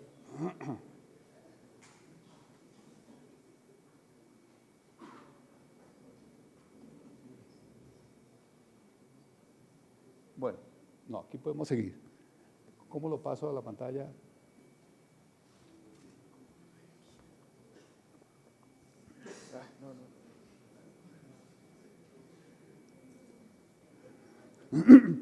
De los pocos escritos económicos de Garavito que se publicaron es en un folleto, sí, de muy pocas páginas, pero no se sabe si tuvo alguna resonancia, etcétera, ¿sí? Recoge algunos de los manuscritos anteriores. John Maynard Keynes decía que todo economista vivo es esclavo de un economista muerto. Y Garavito parece ser que el economista muerto del cual fue esclavo en gran medida fue Henry George, norteamericano, cuya idea panacea fundamental era gravar a la agricultura con un impuesto. ¿Sí? Esa panacea de este economista, que además era autodidacta, Henry George, no era un economista académico, era puramente autodidacta, tuvo influencia en Garavito. Según Álvarez Lleras, he encontrado párrafos, ideas enteras de Henry George, de este libro, en los escritos de Garavito, casi reproducciones textuales, pero Henry George no conoce muy bien la nueva economía, ¿sí? Porque además es un hereje, ¿sí? Además es absolutamente heterodoxo, es un apóstata, ¿sí? Bancos de emisión y descuento, ¿sí? Marcelo, entre paréntesis, ¿cuánto tiempo tenemos?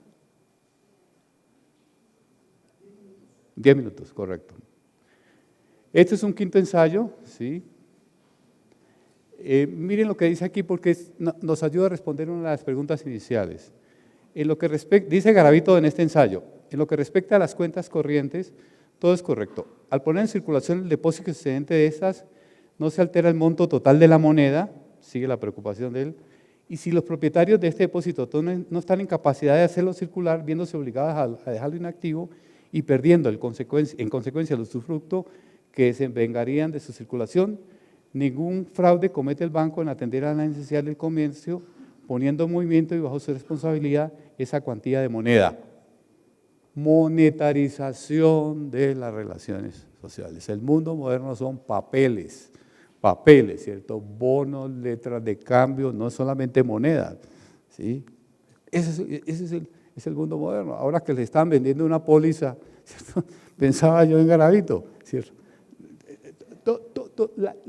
Digamos que el dinero es un sistema, ¿sí? No podemos sustraernos a él, ¿sí? Diríamos con Max Weber y con Marx, diríamos que las relaciones monetarias en el siglo XX y en lo que llevamos del XXI, las relaciones monetarias han sustituido a las relaciones sociales. ¿Ven? Sí. Mientras escribía y hacía la investigación sobre el libro de la historia de la Facultad de Ingeniería y hacía entrevistas a ingenieros de distintas cohortes, noté algo muy interesante, es que un buen número de ingenieros me hablaban mal de Luis Carlos Sarmiento Angulo, sí, en cuyo edificio estamos, sí.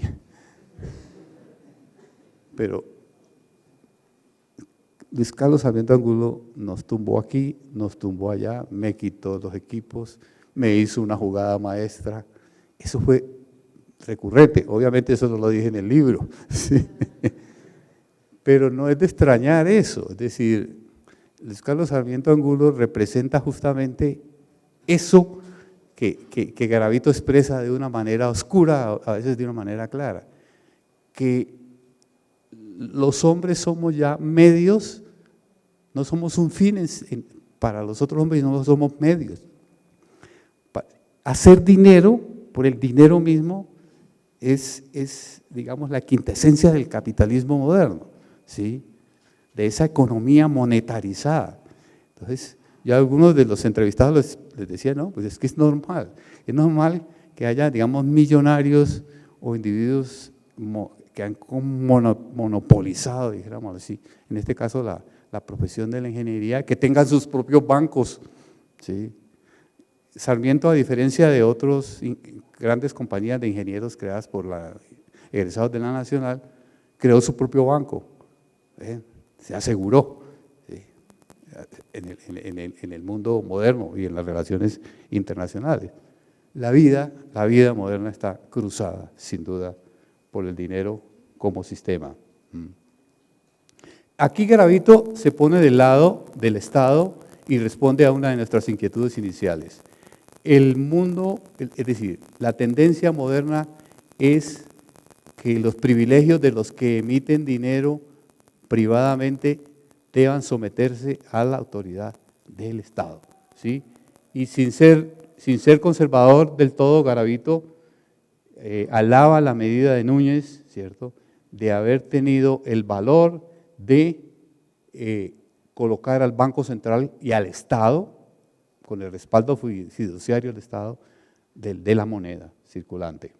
Bueno, otra vez, aquí Wasserman se me mete cada rato y no sé qué pasa. Por razones de tiempo, quisiera haberles mostrado siquiera uno de los esquemas sociológicos de Garavito, para que hubieran constatado. Vamos a ver.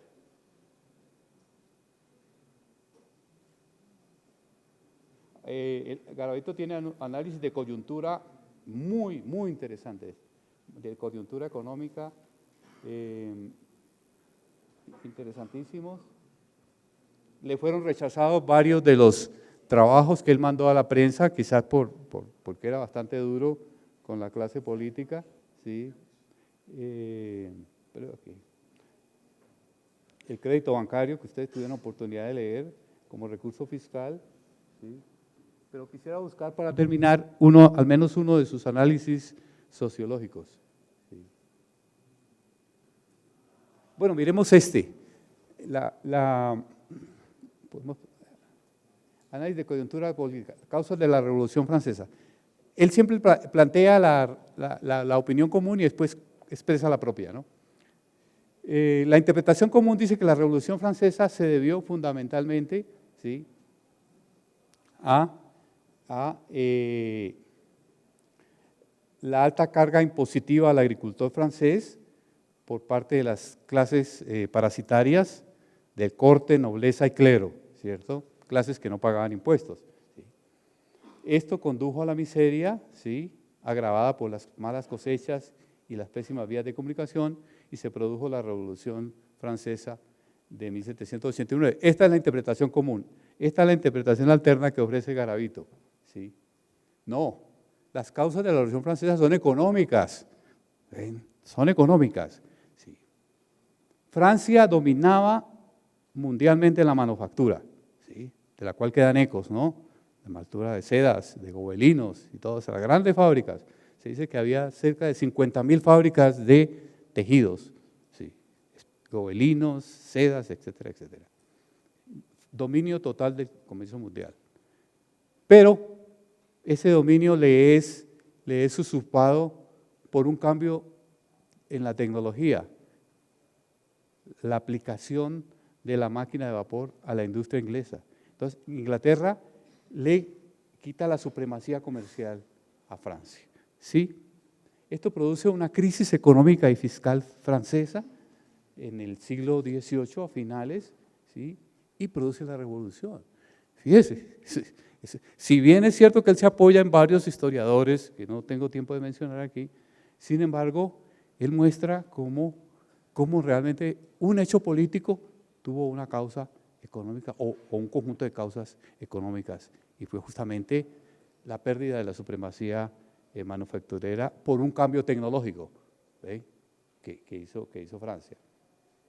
Sí. La guerra europea, también es interesantísimo. La guerra europea para Garavito es una secuela de la Revolución Francesa. ¿Sí? Las guerras napoleónicas solucionaron uno de los grandes problemas de la crisis económica francesa. La guerra, ¿sí? Todos los desempleados, dice Garavito, todos los desempleados por la quiebra de las manufacturas francesas engrosaron el ejército de Napoleón. ¿Sí?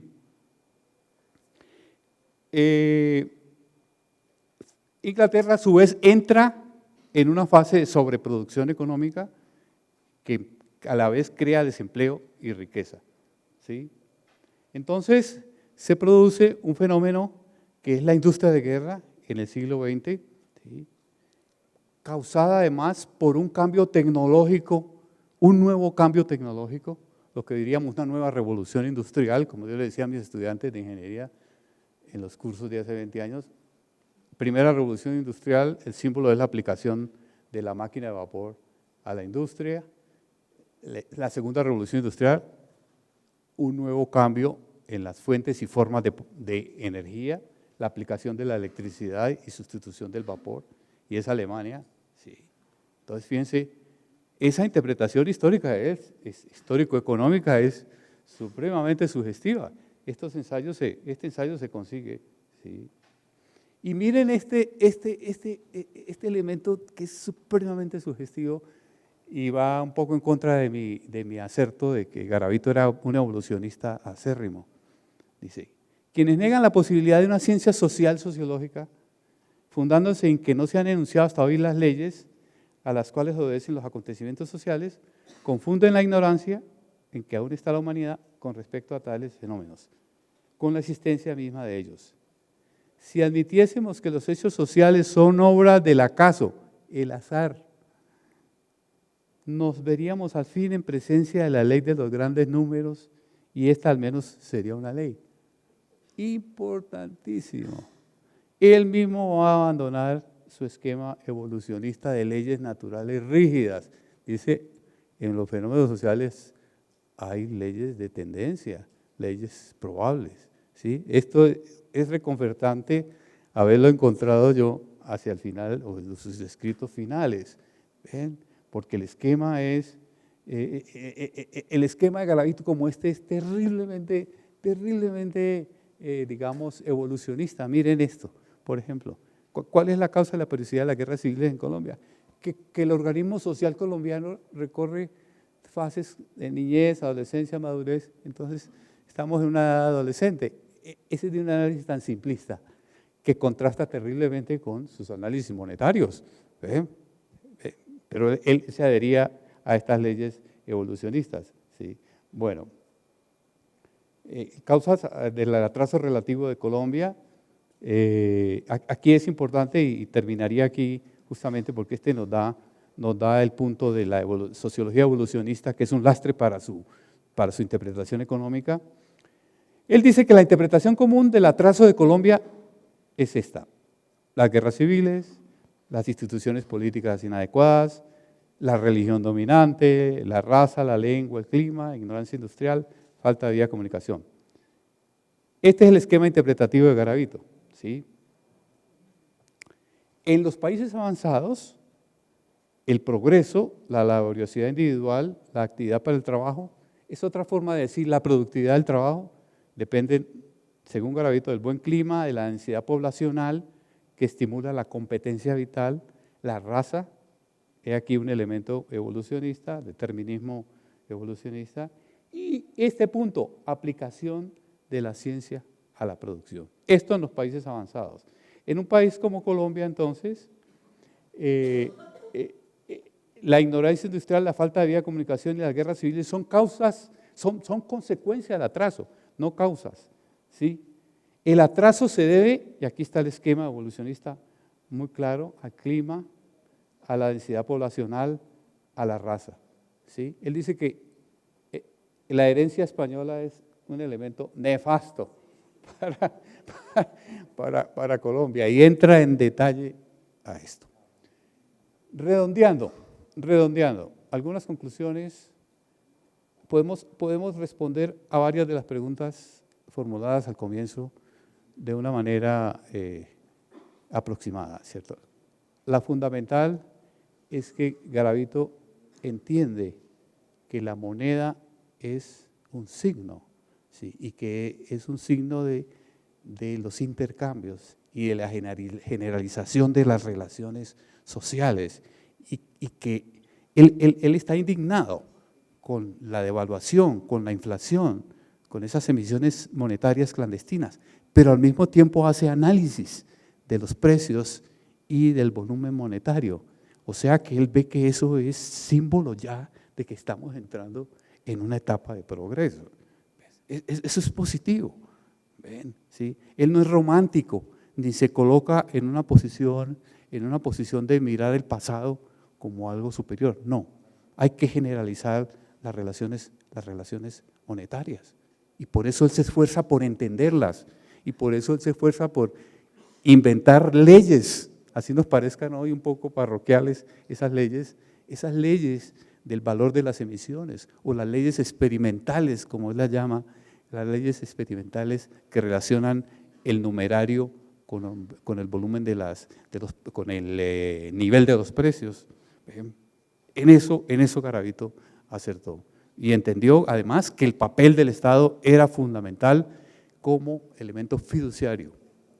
Con esto entonces doy por terminada esta charla, pero no mis investigaciones sobre Garavito, que sin duda van a seguir, y el punto que sigue ahora es localizar los escritos económicos que faltan y ver los libros que estaba leyendo Julio Garavito. Muchas gracias.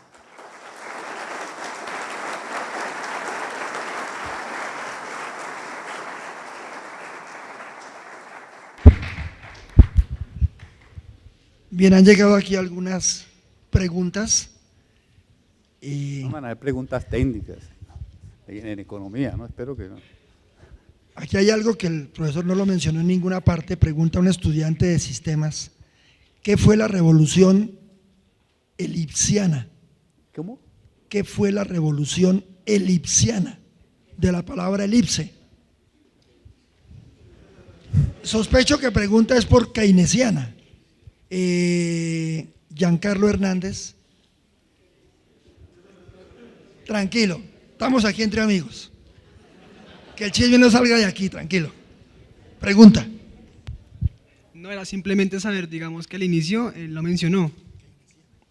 ¿Keynesiana era? Ah, ok, entonces fue un error de interpretación. Entonces... Keynes, Milton Keynes, profesor Alberto. No, John Maynard Keynes. No, Milton Keynes era el papá de Keynes.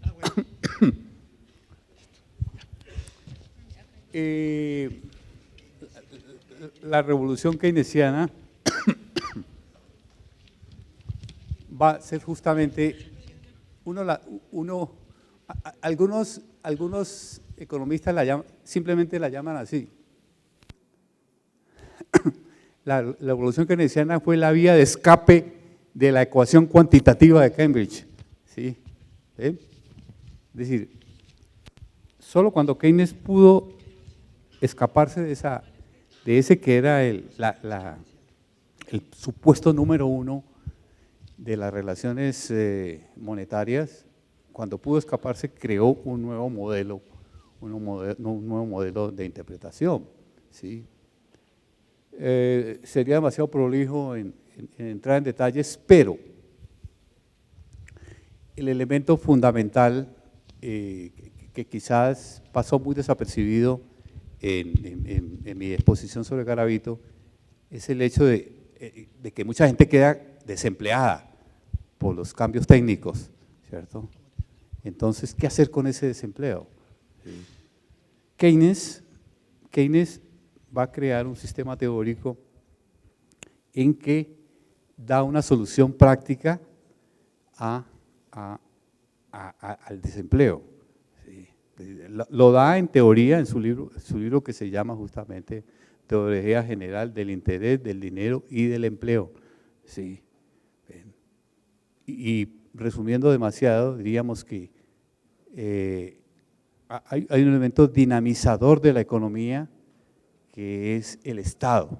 El Estado debe estimular la economía, es un elemento multiplicador de la economía, y esa fue la solución que se dio, por ejemplo, a la gran crisis de 1929 y a la depresión de los años 30.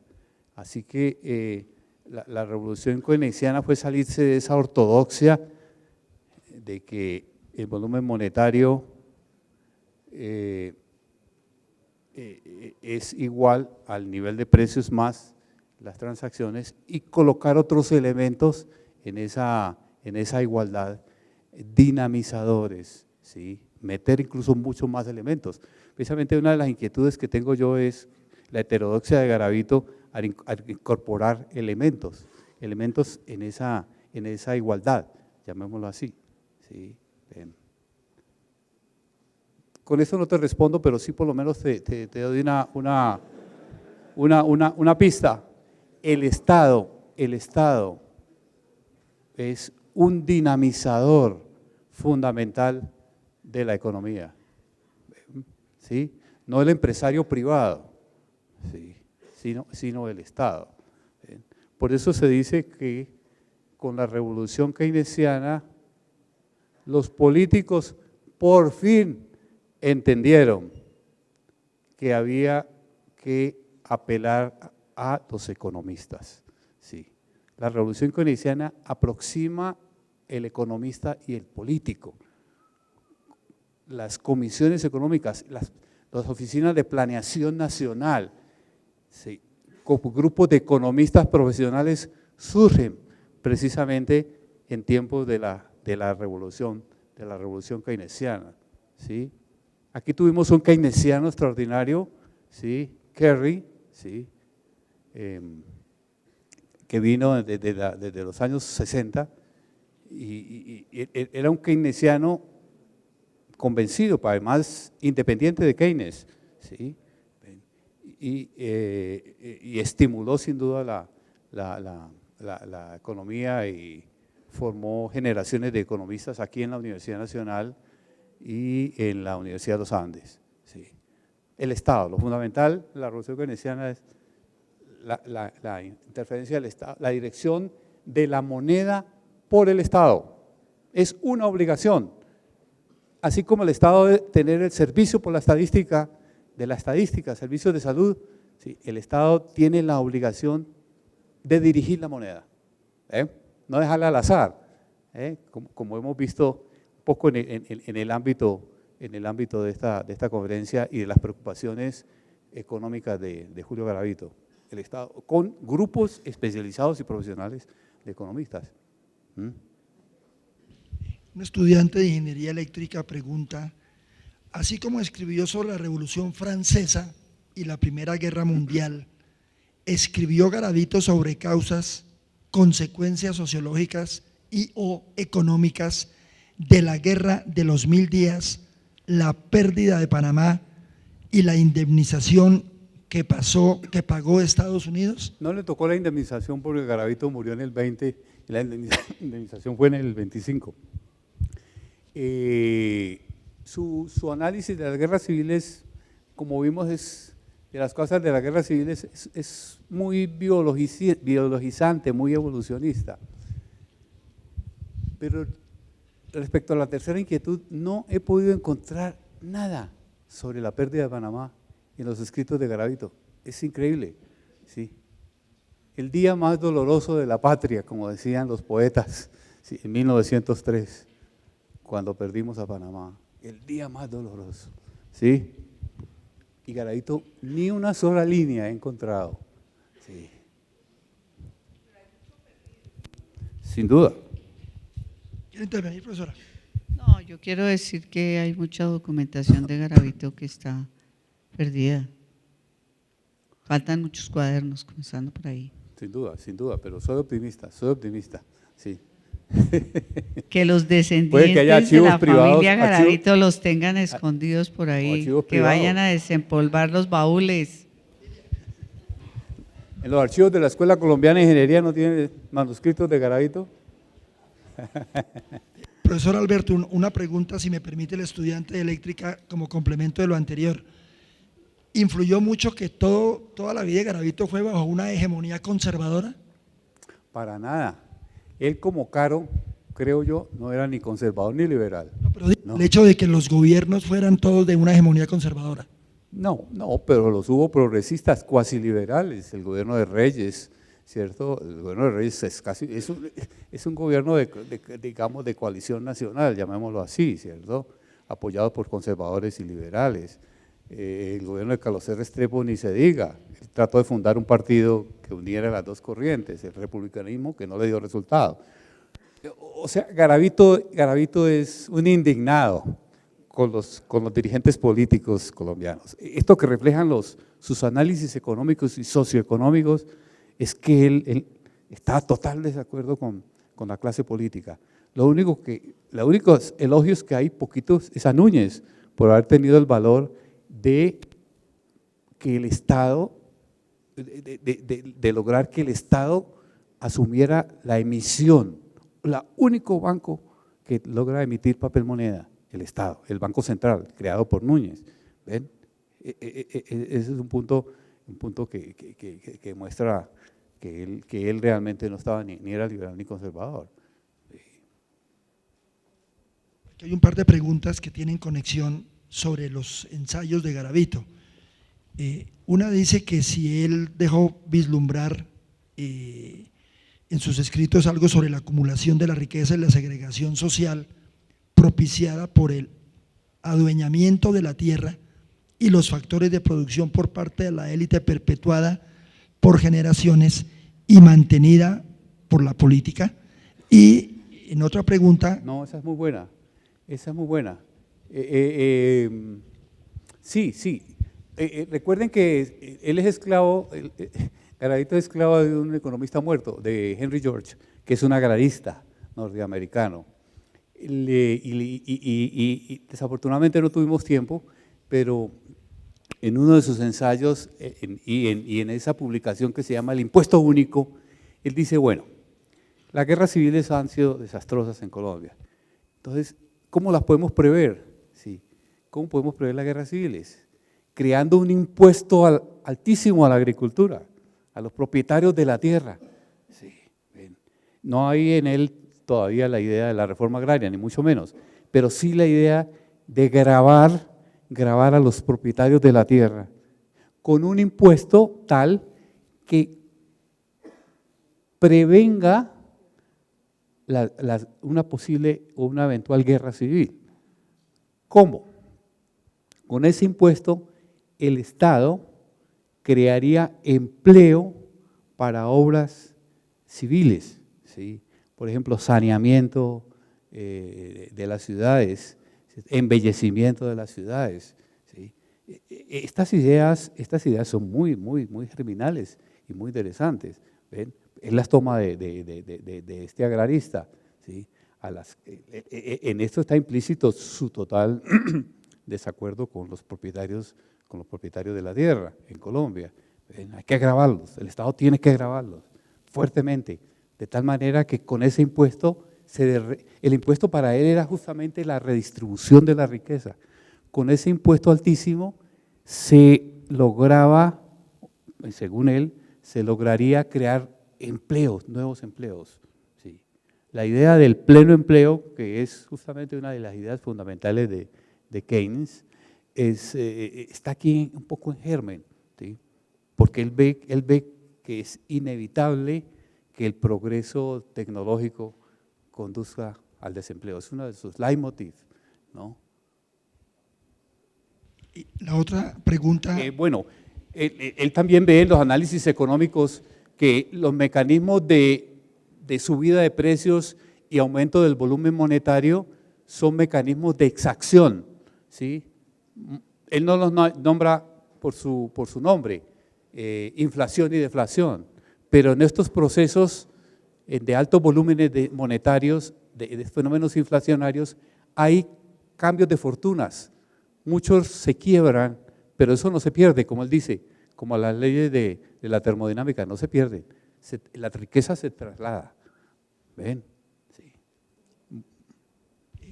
Otro estudiante pregunta que si podría uno inferir de alguno de los escritos de Garavito que él vislumbrara que en un futuro Colombia sería altamente desigual económicamente, y cita como una referencia el índice Gini.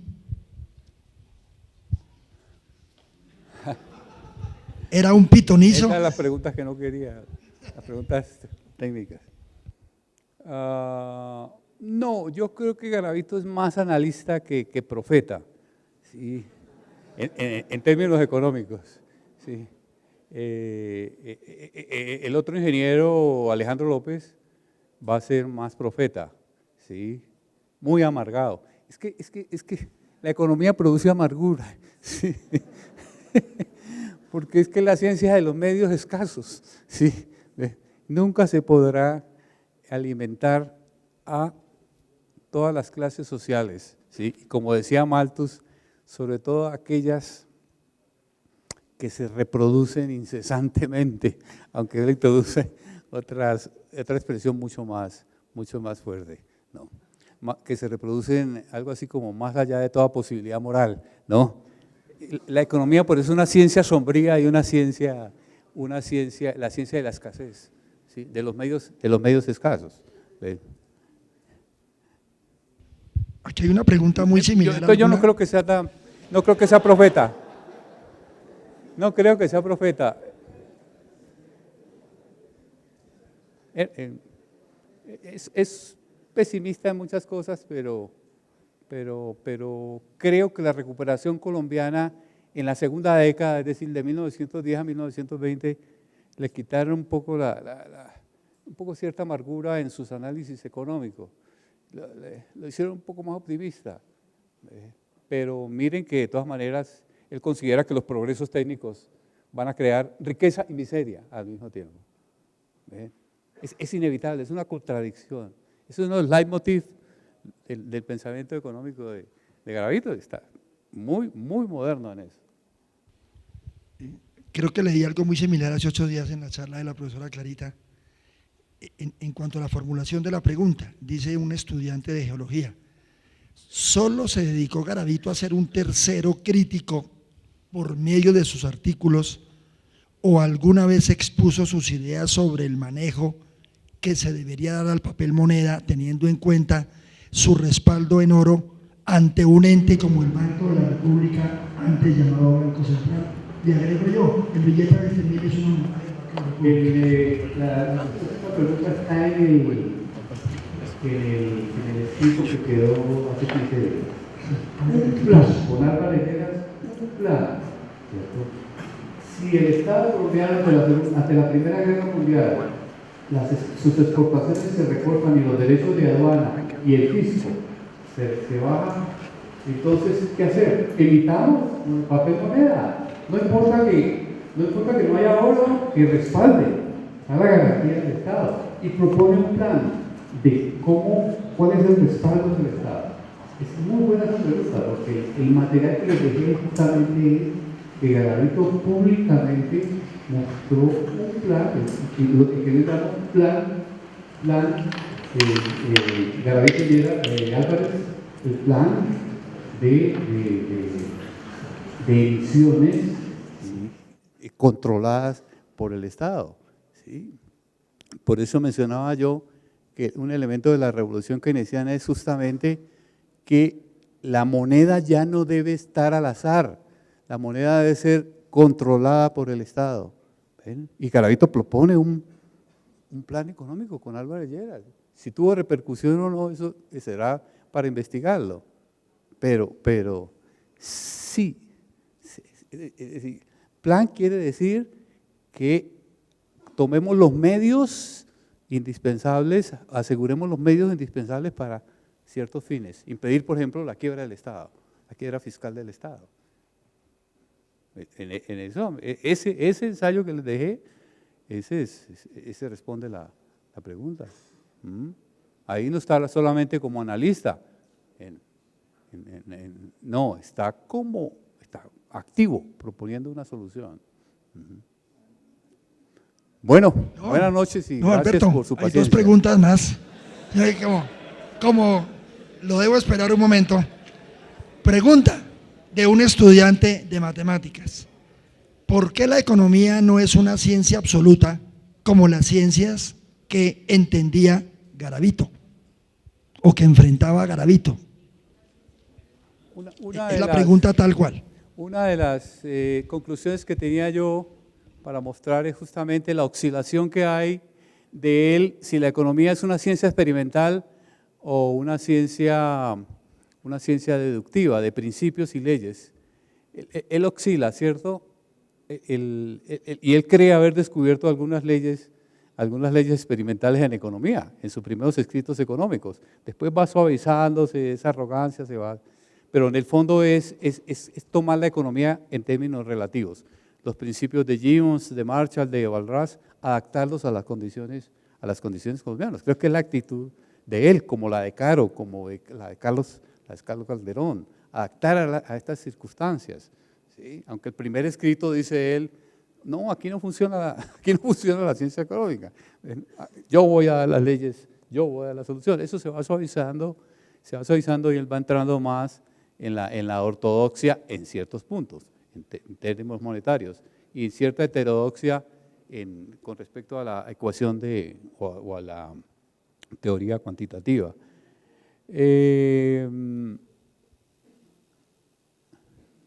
Ya en la época, el mismo Marx consideraba que las leyes económicas son leyes de tendencia, son leyes probabilísticas.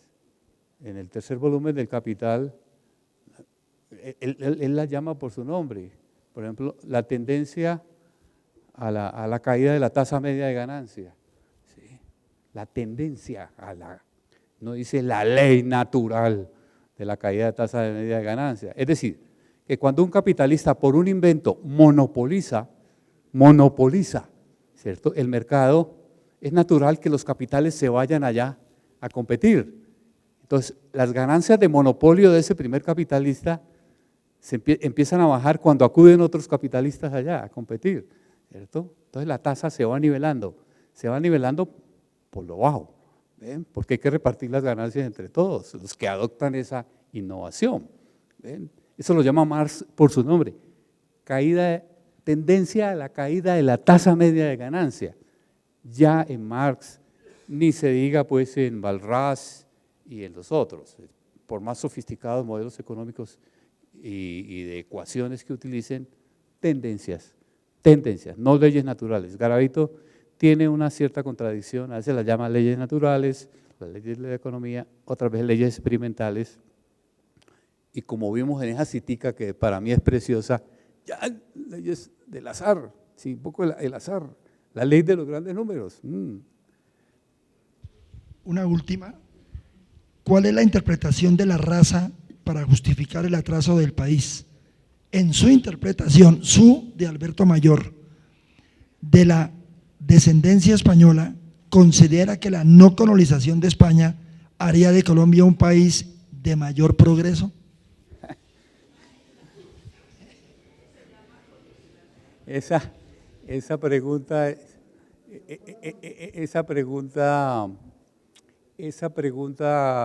digamos, lleva a una de las grandes monografías sociológicas del siglo XX, escrita por Max Weber, el alemán Max Weber, sí, que se llama La ética protestante y el espíritu del capitalismo, ¿sí?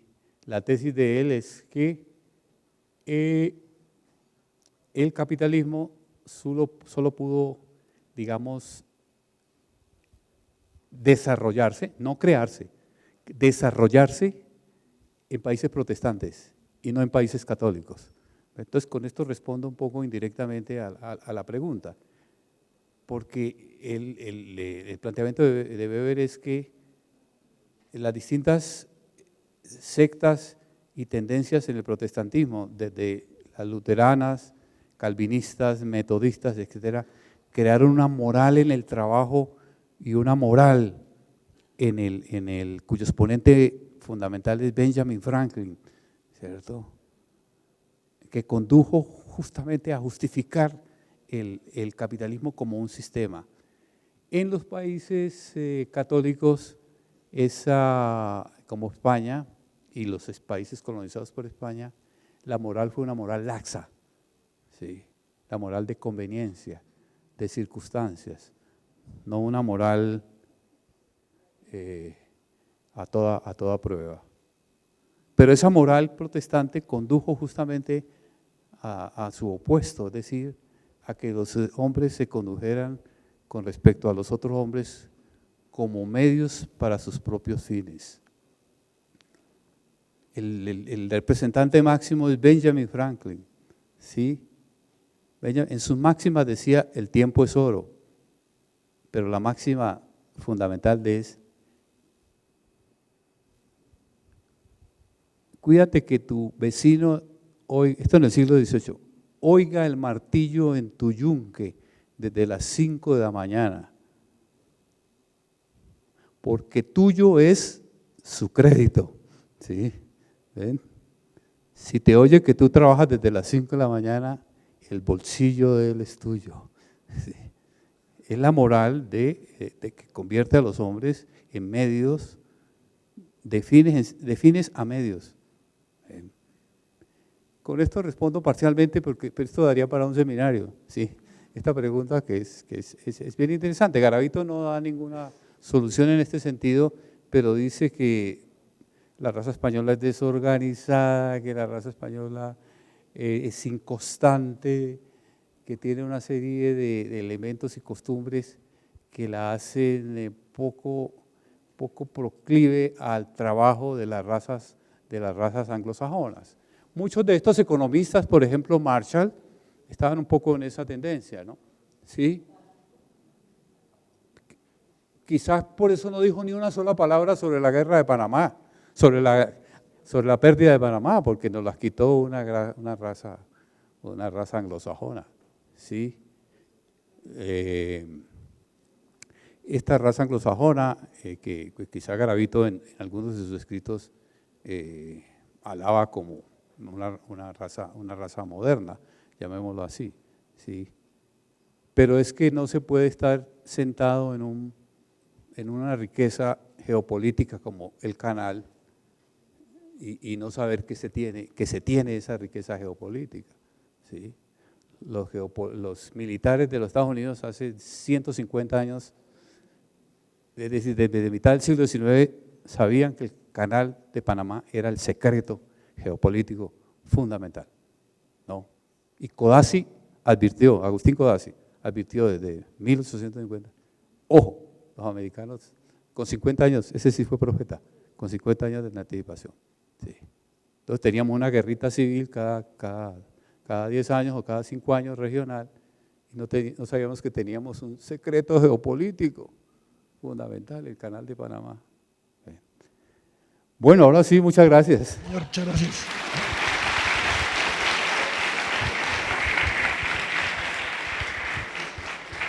Estén muy pendientes de la página por cualquier novedad en cuanto a la universidad. Buenas noches, muchas gracias.